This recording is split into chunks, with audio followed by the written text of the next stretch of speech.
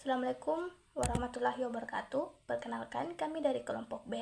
Pada kesempatan kali ini akan menjelaskan materi mengenai MANOVA, Multivariate Analysis of Variance with R. Langsung saja kita masuk pada materi pertama, yaitu pendahuluan.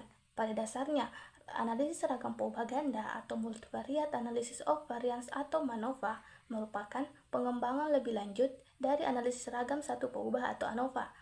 Berikut ini beberapa perbedaan dari kedua analisis tersebut. Yang pertama, analisis seragam satu peubah atau ANOVA. Ini hanya mengkaji pengaruh berbagai percobaan yang dilakukan terhadap respon tunggal atau satu buah peubah respon. Kemudian, ketergantungan di antara peubah respon tidak menjadi perhatian utama karena pada dasarnya dianggap bahwa peubah-peubah respon itu saling bebas satu sama lain, sehingga pengkajian struktur keragaman hanya dilakukan terhadap setiap peubah respon secara terpisah. Kemudian yang kedua yaitu analisis seragam dua peubah atau MANOVA. Kalau ini mengkaji pengaruh dari berbagai perlakuan yang dicobakan terhadap respon ganda atau lebih dari satu peubah respon. Terus mempertimbangkan adanya ketergantungan antar peubah respon sehingga baik digunakan untuk pengkajian pengaruh dari berbagai perlakuan terhadap lebih dari satu respon.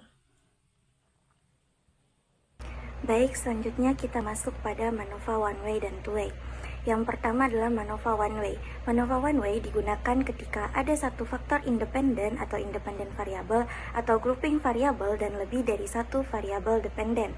Model matematisnya yaitu YIJK sama dengan MUK ditambah tau IK ditambah epsilon IJK, di mana YIJK adalah nilai pengamatan dari respon ke K dan ulangan ke J yang memperoleh perlakuan ke I.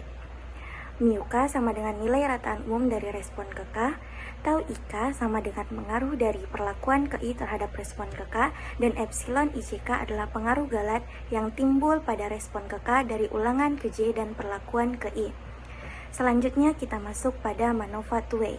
MANOVA two way digunakan ketika ada dua faktor independen yang mempengaruhi lebih dari satu variabel dependen. Model matematisnya yaitu YIJK sama dengan MUK ditambah tau IK ditambah beta JK ditambah epsilon IJK, di mana YIJK adalah nilai pengamatan dari respon ke K dan kelompok ke J yang memperoleh perlakuan ke I. MUK adalah nilai rataan umum dari respon ke K, tau IK adalah pengaruh dari perlakuan ke I terhadap respon ke K, beta JK adalah pengaruh dari kelompok ke J terhadap respon ke K, dan epsilon IJK adalah pengaruh galat yang timbul pada respon ke K dari kelompok ke I yang memperoleh dari kelompok J yang memperoleh perlakuan ke I. Jadi di sini pada MANOVA one way kita hanya melihat pengaruh satu perlakuan terhadap beberapa respon, sedangkan pada MANOVA two way kita mempertimbangkan dua faktor sekaligus sehingga modelnya lebih lengkap dibandingkan MANOVA one way. Baik, di sini saya akan mempresentasikan mengenai perbedaan MANOVA one way dan two way. Dilihat dari aspek faktor independennya, pada one way MANOVA hanya ada satu faktor independen, artinya penelitiannya hanya menggunakan satu perlakuan atau satu kategori saja. Sedangkan pada two way MANOVA ada dua faktor independen, jadi ada dua perlakuan yang diteliti. Kemudian dilihat dari aspek variabel dependen, pada one way jumlah variabel dependennya bisa lebih dari satu. Pada two way juga sama, variabel dependennya bisa lebih dari satu. Kemudian dilihat dari uji efek interaksinya, pada one way MANOVA tidak ada uji interaksi karena hanya ada satu faktor, jadi tidak mungkin ada interaksinya. Pada two way MANOVA ada uji interaksi AB, yaitu untuk melihat apakah kedua faktornya saling memengaruhi satu sama lain.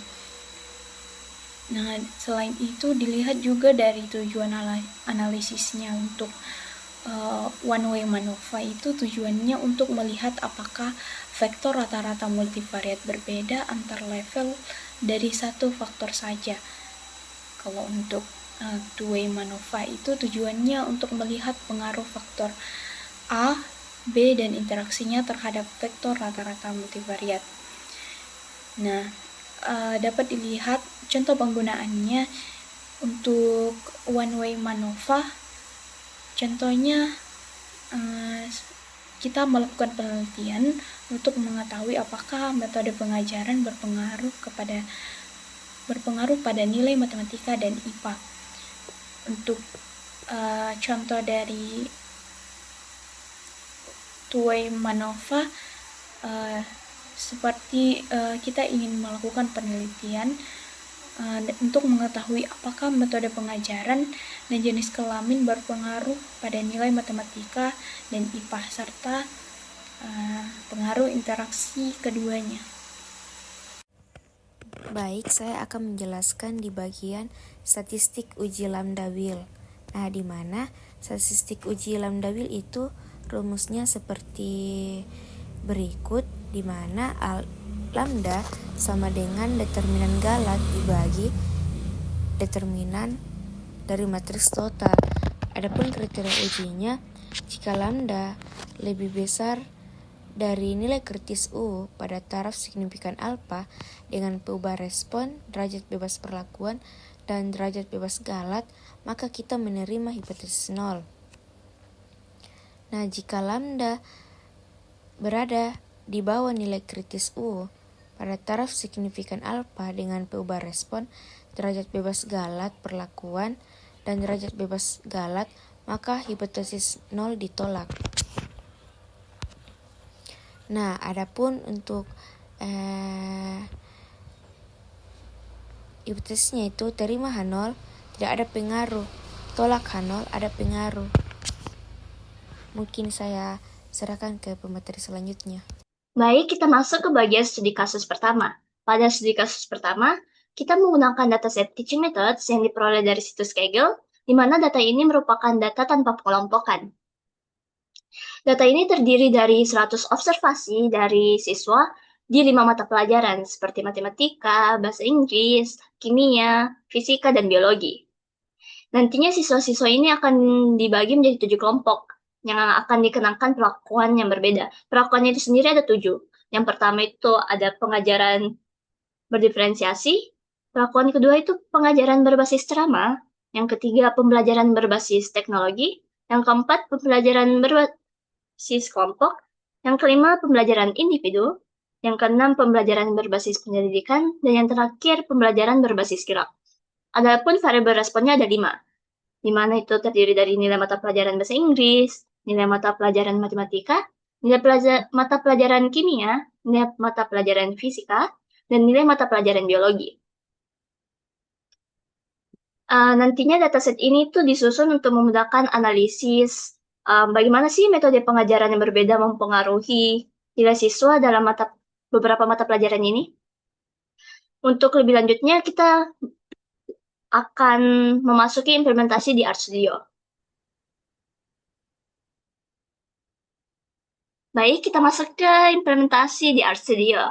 Dapat dilihat pada layar bagian kiri, sudah disediakan R-code untuk kasus pertama. Mungkin langsung aja. Kita pertama perlu melakukan penginputan data dengan menggunakan fungsi read Excel dari library read Excel. Kita juga dapat melihat struktur datanya, di mana pada output pada bagian kanan dapat lihat bahwa data ini terdiri dari 100 observasi dengan 7 kolom. Adapun kolom pertama itu berisi student ID, yang kedua itu teaching methods, sebagai perlakuannya itu terdapat 7 perlakuan. Seperti dijelaskan sebelumnya, dalam bentuk karakter. Adapun untuk English score, Math score, Chemistry score, Psychic score, dan Biology score itu merupakan variabel responnya. Data itu berbentuk numerik untuk ini. Kita masuk ke pemodelan MANOVA-nya. Pada pemodelan MANOVA itu digunakan fungsi MANOVA dengan untuk variabel responnya kita perlu Cbin untuk mengikatnya menjadi satu untuk diujikan secara simultan dan yang nantinya dipengaruhi oleh teaching method yang sebelumnya. Untuk outputnya dapat dilihat pada layar pada bagian kanan. Output ini menunjukkan sums of square atau jumlah kuadratnya itu tanpa interaksi. Jadi dengan diri sendiri. Apabila ingin melihat perlakuan dengan interaksinya itu dapat menggunakan sintaks berikut. Ini merupakan matriks A, biasanya dikatakan matriks A, yang menunjukkan sum of square dan cross product untuk perlakuan, baik itu dengan interaksi atau tanpa interaksi. Jadi untuk diagonal utama itu merupakan um, hasil tanpa interaksinya. Jadi dia dengan diri sendiri. English score itu dapat lihat 1681,692 itu sama seperti yang di atas pada model. Berikutnya untuk Galatia itu sendiri pada residual ini dilihat itu ini juga tanpa interaksi. Apabila mau lihat matriks keseluruhannya itu dapat menggunakan ini sum of square and cross product untuk Galat atau matriks E-nya. Nah, dimunculkan seperti ini. Untuk secara keseluruhannya, untuk sum of square totalnya itu dapat dilihat menggunakan penjumlahan dari matriks H dengan matriks E atau JKT yang dijumlahkan dengan JKG. Dapat lihat outputnya itu seperti berikut. Berikutnya untuk menguji kesignifikan hasilnya itu dapat menggunakan Wilks Lambda. Dengan R-code-nya ini seperti ini. Dapat dilihat itu diperoleh hasil Wilks Lambda-nya itu 0,0075 serta dapat lihat juga misalnya kamu membandingkan dengan nilai F-nya ada di hasilnya itu 28,617. Tapi ini perlu dibandingkan lagi dengan F tabelnya. Secara ringkasnya dapat lihat dari p-value-nya. Dapat lihat itu p-value-nya dia lebih rendah daripada nilai alpha, yakni 0,05. Maka dapat disimpulkan bahwa hasil ini itu menunjukkan bahwa H0 itu ditolak, yang artinya terdapat perbedaan dari teaching methods terhadap prestasi mahasiswa di setiap mata pelajarannya. Mungkin itu saja. Saya akan Baik, di sini saya akan menjelaskan untuk kasus 2 yang di sini berjudul Method and Class. Yang dimana di sini kita akan membuat atau menganalisis pengaruh metode pembelajaran dan kelas, di mana kelas ini terbagi menjadi 3, yaitu kelas pagi, siang, dan sore. Yang untuk melihat pengaruh kedua perlakuan ini terhadap nilai-nilai subjek fisika. Nanti ada 4 nilai subjek fisika yang akan kita analisis. Oke, kita akan langsung saja ke implementasi R Studio-nya, di mana kita di sini saya telah menyiapkan R code-nya. Berbeda dari yang kasus 1 tadi, dia mengimpor data dari Excel, sedangkan kita di sini untuk kasus 2 kita melakukan alternatif dengan memasukkan datanya itu dengan cara manual. Yang pertama kita akan mendefinisikan perlakuannya, yaitu yang pertama itu metode. Kita definisikan dia itu sebagai faktor dengan 2 level, yaitu tradisional dan discover, yang akan kita gunakan posisi each di sini, yaitu dari perkalian antara jumlah kelas yang ini. Jumlah kelasnya ada 3 dan variabel Y-nya ada 4 ya. M, H, S, dan X. Makanya kita gunakan H12 di sini. Nah, untuk perlakuan kedua, kita lakukan repetisi 2 kali. Yang ini mana? Ini 4 di sini H4 ini dari variabel responnya berjumlah 4 dan times-nya ini karena metode yang di atas ini ada 2 level atau 2 taraf. Nah, selanjutnya kita masukkan nilai-nilai M-nya ini, M, H, S, dan X-nya ini.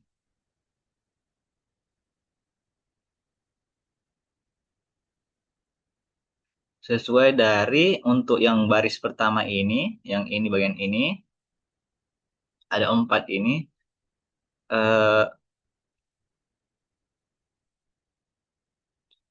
Untuk yang ini adalah untuk yang kelas A, yang ini kelas B, kelas C, dan untuk baris yang pertama ini untuk tradisional, dan baris kedua ini untuk discovery. Dan begitupun untuk H, S, dan X. Nah, kita run dulu ya. Kita lihat metode. Ini, nah, maka muncul di sini. Ada dua level ya, tradisional, baru discovery. Untuk kelas pun begitu, untuk M, H, S, dan X. Nah, karena ini data-data ini merupakan data yang masih terpisah, maka kita bisa gabung dengan fungsi yang namanya data frame. Kita gabungkan antara metode, kelas, dan variabel-variabel Y-nya itu M, H, S, dan X. Oke, di sini akan muncul datanya seperti ini. Oke, selanjutnya sama yang seperti tadi. Untuk di kasus pertama kita modelkan dengan kita beri nama variabel model ini dengan menggunakan fungsi MANOVA. Dengan variabel Y-nya itu ada 4, M, H, S, dan X. Dengan yang dipengaruhi oleh metode dan kelas.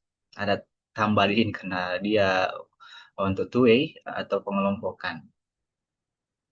Kita munculkan data modelnya. Nah, seperti tadi. Nah, seperti tadi. Di sini tadi yang kasus pertama itu ada dua kolom. Dua kolom yang dimana untuk perlakuan dan residual. Di sini karena ada dua perlakuannya, maka terdapat tambahan satu kolom lain. Di sini ada kolom metode, kelas, dan residual. Nah, seperti tadi, karena ini merupakan yang tanpa interaksi, maka kita bisa munculkan untuk yang matriks terdapat interaksinya. Yaitu untuk metode, akan muncul seperti ini. Untuk kelas akan muncul juga seperti ini. Untuk errornya, seperti ini. Nah, maka untuk total adalah penjumlahan dari metode ditambah kelas dan ditambah error. Dan seperti ini. Nah, ini tadi kita perulangannya sintaks yang di atas. Ada tidaknya sintaks yang ini tidak berpengaruh, maka kita akan lanjutkan saja untuk di summary wheel-nya.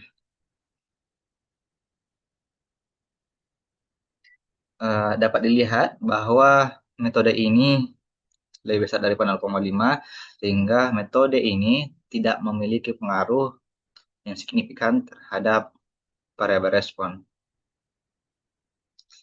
Sedangkan untuk kelas ini lebih kecil daripada 0,5, maka kelas ini memiliki pengaruh terhadap variabel respon.